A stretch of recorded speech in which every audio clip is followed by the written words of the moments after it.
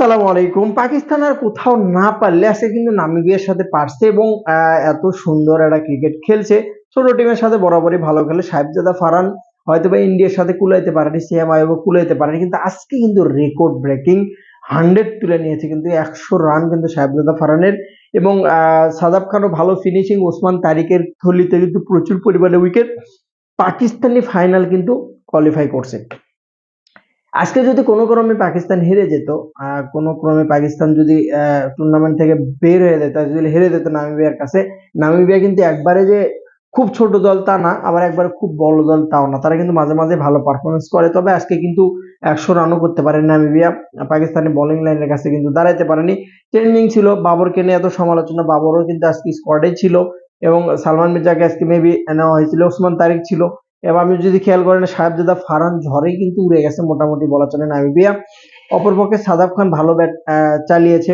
নামিবিয়ার যদি আপনি খেয়াল করে দেখেন তারা খেয়ে হারাইছে এবং বোলিং বা পাকিস্তানের বোলিং এর সামনে কিন্তু জিততে পারে। এই খেলাটা যদি ইন্ডিয়ার সাথে দিতে পারতো সাহেবজাদা ফারহান, এবং এই খেলাটা যদি পাকিস্তান ইন্ডিয়ার সাথে দিতে পারতো, কতটা মজার হতো আপনি চিন্তা করে দেখেন একবার, কতটা ভালো লাগতো যদি এই ক্রিকেটটা দিতে পারতো। আসলে ইন্ডিয়ার সাথে গেলে তারা চুপসে যায়, ইন্ডিয়ার কাছে গেলেই মানে মনের ভেতর মনে হয় পাকিস্তানের একটা ভয় কাজ করে, আমরা ইন্ডিয়ার সাথে খেলতে যাচ্ছি 100% ভাই। না হলে এরকম একটা সিচুয়েশনে, একটা বিশ্বকাপের মতো স্কোয়াডে যদি আপনি ইন্ডিয়ার মাটিতে এমন একটা টুর্নামেন্টে খেলা, এমন একটা জায়গায় খেলা, এমন একটা পিচে খেলা যে পিচটাতে নর্মালি 150 রান বাংলাদেশ হলেও করবে ইন্ডিয়ার সাথে, বাংলাদেশ যথেষ্ট ভালো ফাইট দেবে ইন্ডিয়ার সাথে, তারপরে পাকিস্তান গিয়ে যে অবস্থা, এই পারফরমেন্স ইন্ডিয়ার সাথে কখনোই মেনে নেওয়া সম্ভব না। আপনি যে স্কোয়াড 192 রান করছেন, চায় না বসার দাম নেই আপনি যদি ইন্ডিয়ার সাথে ভালো কোয়ালিটির ক্রিকেট যদি না খেলতে পারেন।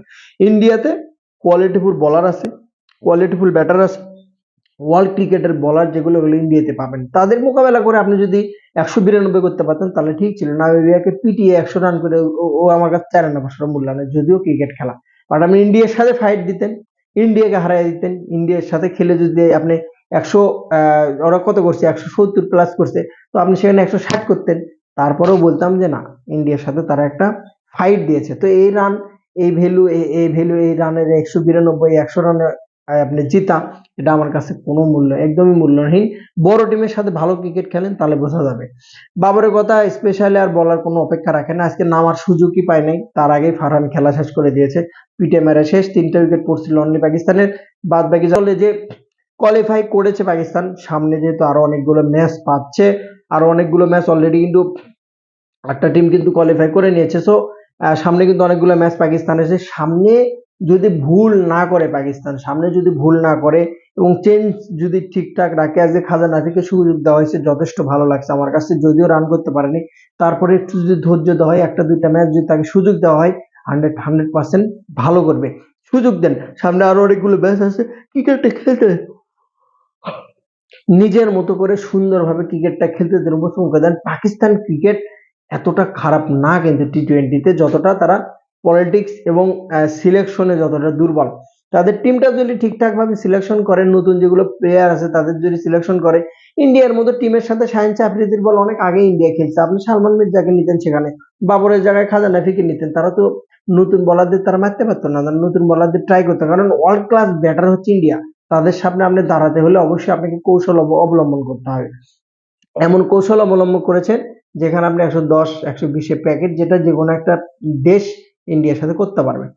তো congratulation, Pakistan finally qualify in the বিশ্বকাপ।